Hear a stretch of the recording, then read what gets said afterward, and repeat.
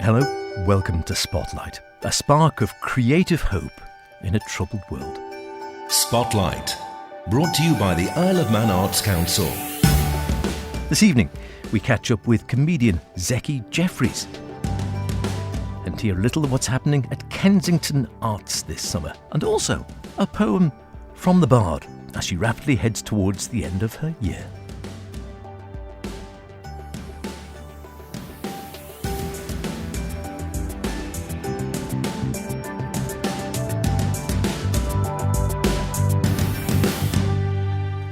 Remember, do get in touch with any creative artistic endeavours you might be involved in, planning, hoping to create, or would really like to put in the spotlight. Poetic, theatrical, musical, literary, ceramic, sculpted, drag, mime, film, you know it. Email spotlight@manxradio.com, howardkane@manxradio.com. Put an E on the Kane so it'll get to me. I'd be delighted to hear from you.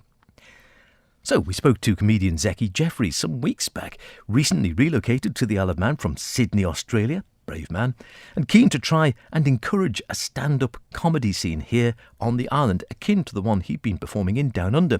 Now, there have been attempts before to do this on the island with some success, before it petered out again, it seems, and it may have escaped your attention, but the island is something of a different scene to Sydney. But Zeki has youth and enthusiasm on his side, not to say experience, of course, of performing, and he's already organised a very successful evening out at Knockalo Farm, with the wonderful title of Knock Knock Knockalo Beg Comedy Night. He called by, true dedication, bearing in mind the Manx summer weather on the day. He was absolutely soaked, torrential wind and rain, and he came in, still smiling, to tell me about how it went and his plans going forward. This sort of first night it felt a bit like just testing the waters, just seeing how it goes, seeing what the demand is out there, and seeing how, like, what performers are out there as well. And so I was very impressed with it, and it was just, I was super happy with how it went. We had just over 60 audience members show up. Well, that's pretty good. Yeah, it's pretty good, and 9 comedians as well. It was a fundraiser for the International Justice Mission, and we managed to raise £600. Wow, that's good too. Yeah. Oh, brilliant. Yeah, a win-win. And where did it take place? It took place at Knockalo Beg Farm, so it was just like a little cafe type venue that they had, and it was really great. It was a small space, but it was quite intimate, and I think that was what really worked, especially for the performers who, most of them, actually the vast majority, only 2 of us had performed before. Everyone else was getting up there for the very first time, and so and they all did really well, which I think was the most surprising and the most really impressive, which was just that people were just giving it a go their very first time, and it was just so successful. Now, it takes a lot of balls to get up there for the first time, doesn't it? It really does, doesn't it? Yeah. And I think that's what I've realised going forward in organising this is that, and from the first night, it's sort of been a bit of a learning curve, and I realised that it's not actually just about people wanting to perform stand-up comedy, being interested in performing stand-up comedy. It's about encouraging people, because they're usually quite scared. Like, lots of people have that inside them of like, oh, maybe I could do this, or I think that I could be kind of funny. But it's usually just something holding them back, and it's like that fear of, I don't know, public speaking or the judgment. It is quite a vulnerable thing to get up there. It is, yourself. and I think you're right, particularly with comedy or something, isn't it? It's lovely to have people laughing with you, but it's not quite so nice to have people laughing at you, if you know what I mean. Yeah, that's right. Yeah, that's always the fear. But I think the biggest fear is just the silence. I think that's what people are the most scared about, which is, and also, I guess from my prior experience in comedy in the Sydney scene, that was always the worst thing, was just like the silence. It's so uncomfortable, but it's uncomfortable, but it's also quite freeing to be able to just, like, that's sort of what it's about. It's about being really vulnerable and putting yourself out there. And even if it is silent, it's like, you know what, this is growth. Yeah. And how did you reach out? Was it through social media? Where did the people come from mainly? I did do lots of reaches out through social media. To be honest, not too many of them were successful. We only had one performer who came through via Facebook, but he was great. He was really good, and he had actually already performed comedy on the island before. The rest of them were, I was organising it. I had a teammate organising it with me, Sue, and she's been on the island for quite a while. And so I was very lucky to have her, because it meant that she knew lots of people, and she reached out to like her friend groups and friends of friends. And I think that's what I'm struggling with the most, is trying to find people from, like, just people who from all around the community who are interested in doing comedy. But I think what I did realize was that if Sue has all these friends who are interested in comedy and would get up and give it a go, then how many other people are out there who just need a bit of encouragement to just get up? Yeah. And predominantly the younger age demographic, or mixed, or very mixed. Yeah, actually very mixed. We did have probably about like. Mostly sort of 20s to 30s. We had someone who was over 90 performing. Yeah, he wasn't actually performing. He was writing the jokes and then his daughter performed them. But still performing. Okay. Yeah, that was great. And it was funny. It was a family friendly night, but his jokes were probably the most inappropriate. That sounds about par for the course. It sounds about right. Yeah. And was there a sort of were there sort of different styles on show? Were they all sort of coming from the same angle, as it were, comedically, or the very different sort of styles? Very different styles. And I think that was what was really interesting to see, was all the different styles. I mean, you had a very sort of like an older style of stand-up comedy, if that makes sense, where it's more about the individual knock-knock jokes as much as it's about, like, where comedy these days, it's much more like TED Talks, if that makes sense. It's people really going into different topics. So you didn't have as much of that, as much as you had like the individual jokes.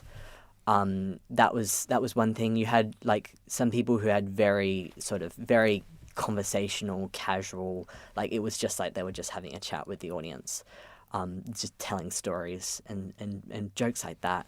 But there was a real mix.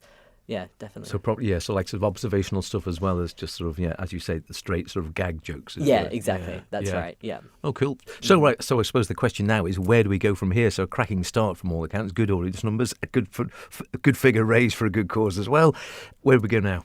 Yes. So, well, first of all, I've been super encouraged by this first night. Like, I really want to just keep going at it and just keep organising as many nights as I can.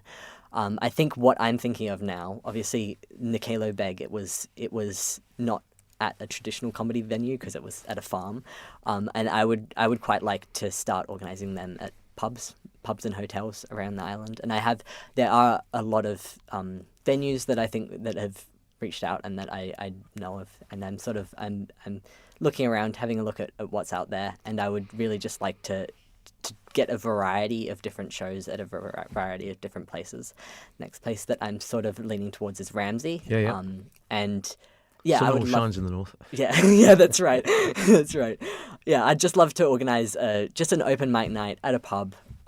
Just another, again, it'll still be getting up and running but just to take it that sort of step further. And so hopefully more information will come out about that in the coming weeks, I'm hoping. Terrific. And what's the best way of people hearing this, want to get involved? Either they want to think, oh, what am I going to watch? Or better still, they're thinking, wouldn't mind giving it a whiz. Mm-hmm. What's the best way? So their Instagram account is obviously going to be the best for, like, I'll be posting updates about that. That's Geary Comedy Club _IOM. And then also on email, if you're interested in emailing me about wanting to perform, then the email that I've made is gearycomedyclub@gmail.com. So you can obviously anytime please reach out and with anything at all. Even if you're interested in giving it a whiz but you're a bit too scared, just send me an email. I'm not going to make you do it, but it's just nice to hear people, and it's just nice to get a bit of feedback as to what people are interested in. Terrific. And just finally, how are you coping? Like I said, it was a big jump from Australia. You can't go much further from Australia to the Isle of Man. And as we speak today, in the middle of the June, as it were, it's well, not entirely tropical on the weather front. You've been coping all right?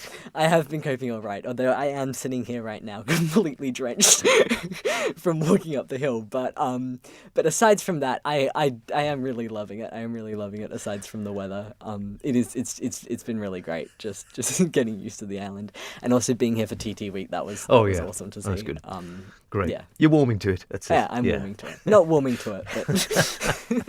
And if you want to get in touch or talk to Zeki, the Instagram is Geary Comedy Club _ Isle of Man, and Geary is GEAREY, all one word. Or email Geary the same, gearycomedyclub@gmail.com, all one. He'd be absolutely delighted to hear from you, whether you've just got ideas, want to have a go, want to see what's going on, whatever. Spotlight, brought to you by the Isle of Man Arts Council. Now, we hadn't heard from the bard, Boaksy, for some time. We were hoping to get together for a bit of a catch-up, but a combination of her commitments, TT and some ill health here and there means it hasn't happened, unfortunately, over the last few weeks, but we are hoping to get together early next month before she has to pass on her bardic chair to the next recipient. In the meantime, she sent us a poem she performed recently for the centenary of the cenotaph and the Manxman atop his tower on Douglas Prom. And a wonderful thing it is too. 100 years. 100 years ago and 10, the youth of man had left their home in droves, the highest volunteer rate in these isles. They knew and cared not of the horror they would face, the trenches and the chemical attacks. They left their farms, their offices, their boats in answer to the call. Their innocence denotes the different world they lived in, media-free. It matters not. They still had bravery. 100 years ago and more, some blown up at the Somme, crews drowned at sea, the countless killed beside Gallipoli. Manx family names and strangers to these shores. 700 menfolk gone. And Doris Quain, Queen Mary's AAC, who also served and died. Her name, quite rightly carved, preserved with all who paid that final sacrifice. In gratitude, a tribute was devised. 100 years ago today, subscription fund to permanently mark the fallen of the war to end all wars. £3,400 they made. Ewart Crellin's plans were picked and paid. Then Thomas Quayle was asked to make the base. An Exeter sculptor, Harry Hems, embraced creating Manxman, 10 feet tall, a 3-ton god, protecting man forever, granite hard. 100 years, and now we gather to commemorate, not celebrate. For other wars have added to the lists of those who left this island, never to return. Men and women fighting hard for peace, an end to conflicts, will they ever cease? 100 proud years, our Manxman still holds fast. Please let the names inscribed here be the last. 100 years from now, we who have kept the faith do solemnly declare and vow our children's children, friends and families will gather here again once more with love, compassion and respect, with grateful thanks. This memorial we preserve since we revere the memories of the fallen listed here. In years to come, Manx men and women, all good folk of man, will still remember them. We will remember them. Finally this evening, well, it might not have felt or looked like summer recently, but summer it is. Don't worry, soon be Christmas, which means Kensington Arts, that little gem in the heart of Douglas, which does so much for arts and the youth on the island, are gearing up for their summer activities. All manner of workshops and events will be taking place. To find out a little bit, I had a chat with drama lead Louise Beckett and teacher of art at Junior Art Tank, Faith Berry. Well, we've got the Adams family are in rehearsal at the moment, and they're going to be performing on the 25th, 26th and 27th of July. And it's a 2-hour full version, really, really exciting. The dancing, the music, the comedy, it's terrific. Oh, great. And this is all So being book done, your tickets all being now, done in-house? All in-house, yeah. So this actually incorporates then, presumably, obviously incorporates acting. It'll incorporate backstage skills. It'll have presumably art. It'll have the music in. So it's incorporating quite a few different skill sets. And that's what we're wanting to do more of now as we go forward, and even thinking 5 years ahead. So children coming to us at a young age can evolve with us and develop, and then become professional, as our famous young student recently did. We've got an incubation project starting in the summer, a performance art project. And what is that? Is that as it sounds for people starting out, or how does that work? Well, it's for all of us starting out, really. It's an experiment. We are going to have a poem written for us by Fiona Gell. Do you know Fiona Gell? She wrote Spring Tides. Yeah. She Dr. Fiona Gell. Published last year, that's correct. So she's a marine conservation and climate change specialist. She's writing a poem which is going to be about imagining a better future.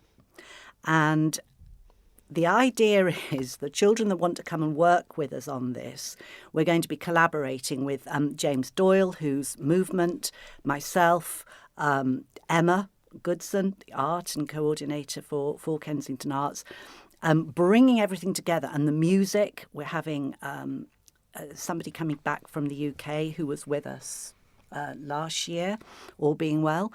And we're going to have 1 week where we're all going to work together and then perform the poem at the end of the week on the Saturday. So Monday to Friday, perform on Saturday, but it's going to be a showing of work rather than a performance. And from this, we expect to all learn, and we're going to draw up a youth theatre. And the youth theatre will work through the year, and all being well, have a full piece of theatre an hour long by next year. And who knows, take that off island, who knows? I mean, the work is going to be celebrating the Isle of Man, the biosphere, what's beautiful about the Isle of Man, what's special about the Isle of Man, and the global reach we have here. So the basking sharks, they go to New York.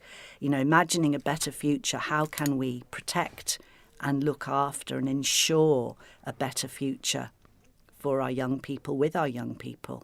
And arts is about imagining, well, it's about inspiring change, isn't it? Art's inspiring change. Absolutely. Faith, where do you come into these things?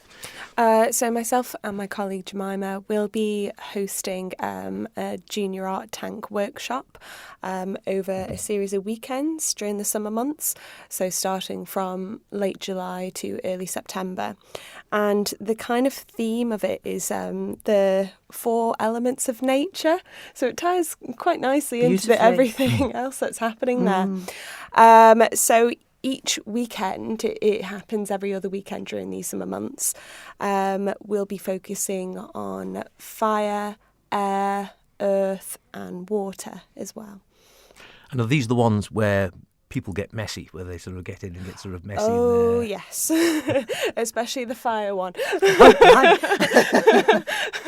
Over the weekend, what they'll be doing as well, the kids, they'll be working on a little piece of art that they can take home at the end of that weekend, as well as maybe more of a collaborative piece that can stay in the art studio where we're hosting the event.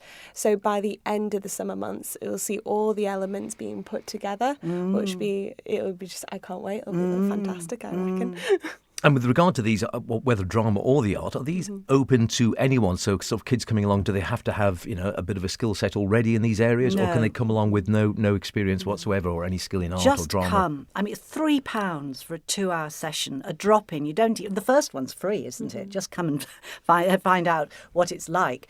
And enjoy yourself, and we want to nurture the young people and mentor them as they grow as they grow up and develop. I mean, the arts it's so good for well-being, isn't it? Oh, without a doubt, I think. And do you get? I mean, the sort of the kids that come along, are they broadly from the sort of the immediate area? Do you get them from all over Douglas, from further afield?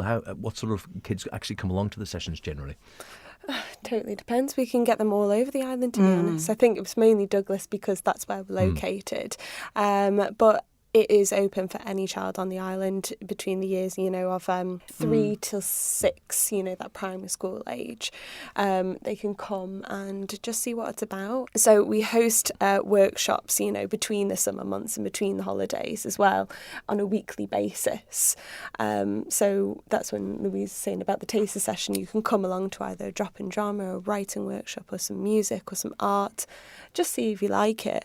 And if you do, that's perfect. Please come again. Or you can, try different workshops, try different creative outlets.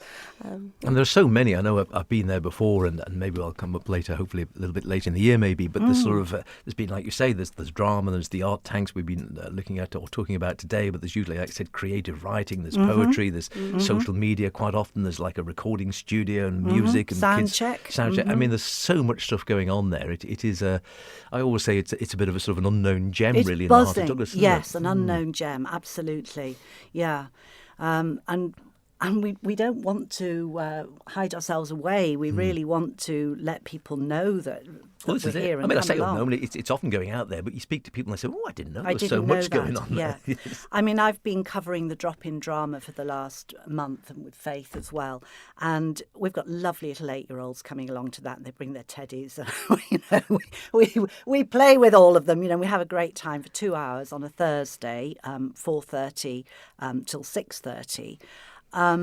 But we've got these drop-ins, the drop-in art tank, the drop-in writing. There's an adult class for writers as well on a Thursday morning, I think it is.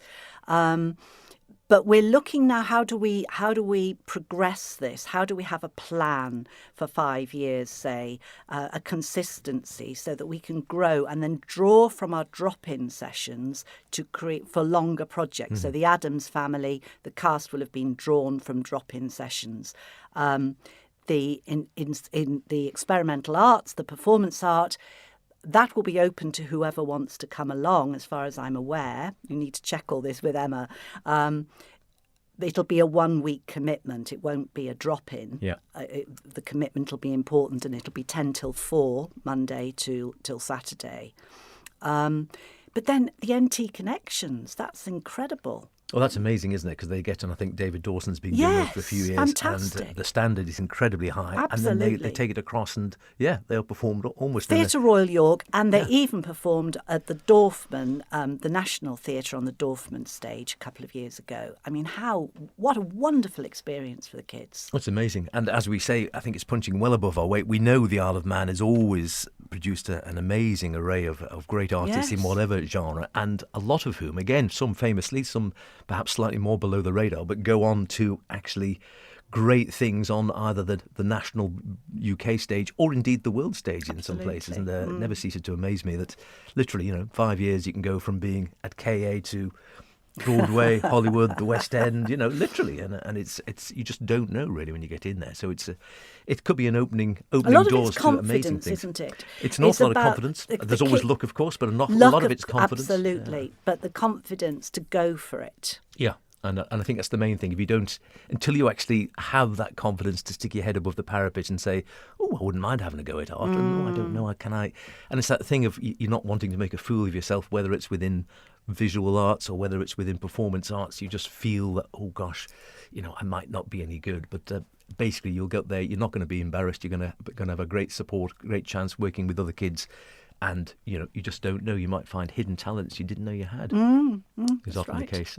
How do people find out more? Go to the website, or what's the best place to find out more details? The website, yeah. So if you want to sign up for the Junior Art Tank Summer Workshop, all the tickets on sale on the website, as well as what other projects we have going on. That's great stuff. I tell you what, the Junior Art Tank room is brilliant. They've sort of decorated it themselves. Not deliberately, I don't think. I think it's paint splashes over the years. Don't forget, if you want to hear anything again, go to banksradio.com, download the Spotlight podcast, listen where and when you want. Why not try it whilst whittling a small piece of wood into the shape of the new Lord Bishop?